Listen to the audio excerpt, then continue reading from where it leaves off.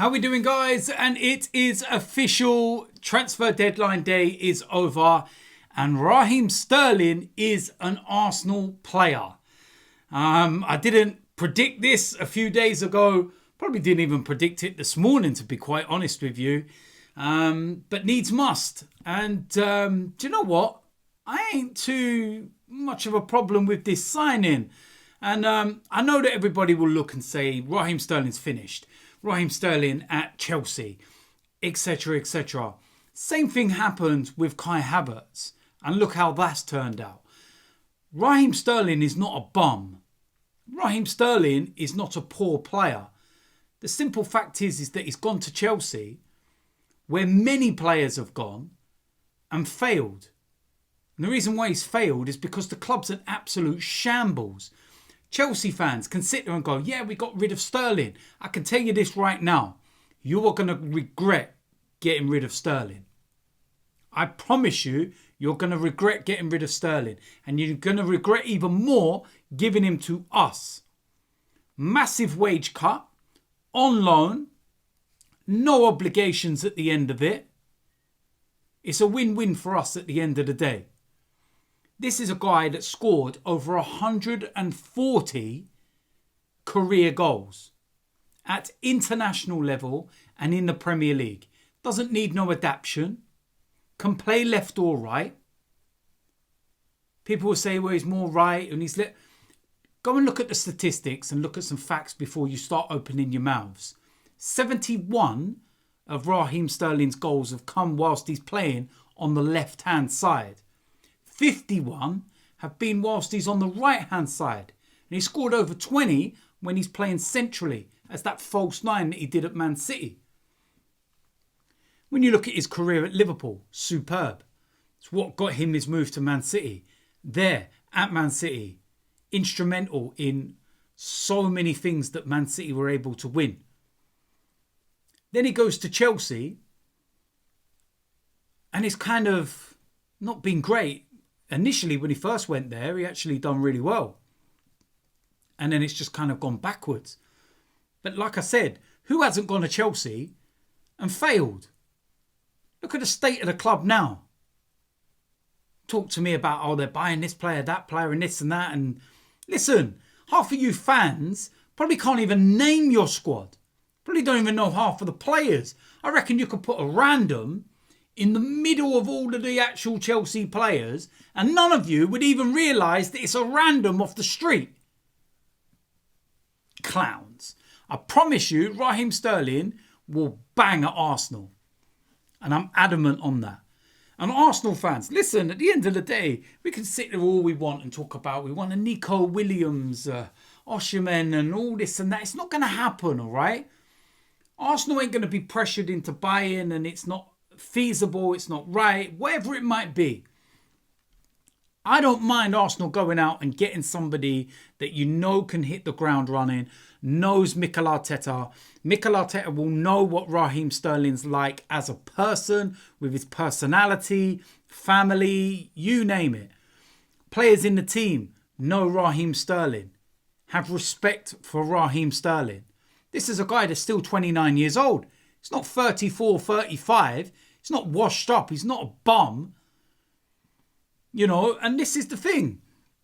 At the end of the day, it's very easy to look at his current situation in the same way that we all looked at the current situation with Kai Havertz. I was guilty of it as well. When you're looking at Kai Havertz and you're like, nah, I don't want him nowhere near my club. But look how that's turned out. 60 million down the drain and all that. Come on now.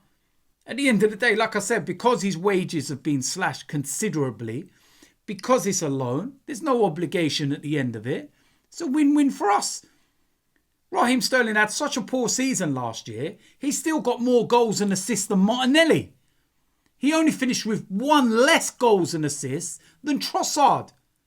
So for all of you that are sitting there talking about Trossard this, Trossard that, and Martinelli this, and Martinelli that, and Sterling's useless. But yet, he got more goals and assists in the Premier League than Martinelli and only one less goals and assists in the Premier League than Trossard. So which is it? Come on now. Look at the bigger picture. That's the way I'm looking around it. The bigger picture. We needed somebody in there. We needed somebody that was able to, offer us something that's clearly not been working on that left-hand side, because that's where he will play. But we also know that he can go on that right-hand side when Saka needs a break, when something needs to, be switched up. Can play as a false nine as well, like he did at Man City. And if we can get him playing again, I'm telling you, they will regret it. Mikel Arteta knows him so well. Sterling himself has said one of the reasons why he was able to do the things he did at Man City was because of Mikel Arteta. This is somebody that doesn't need time to adapt. This is somebody that knows the Premier League off the back of his hand and will be able to hit the ground running. He's not going to be obviously involved in the game tomorrow. And then you've got the international break.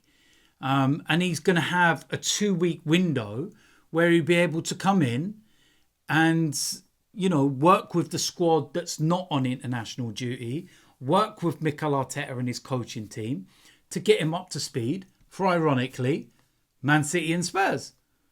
And then Champions League games. Come on now.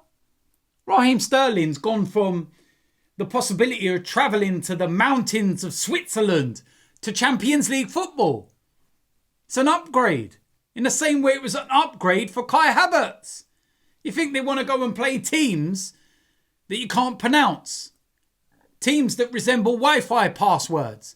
Teams that have got stadiums with steam engine trains going through the middle of them.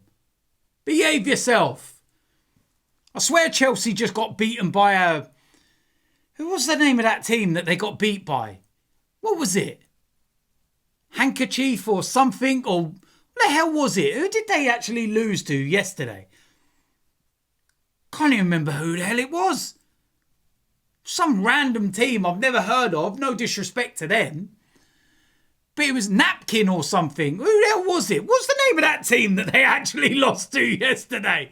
I don't think it was even televised. It was on Chelsea TV or something crap like that. Come on now. Behave yourselves, man.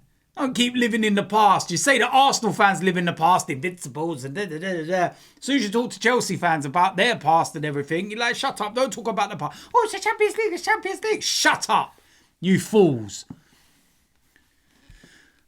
Anyway, listen, Raheem Sterling is an Arsenal player.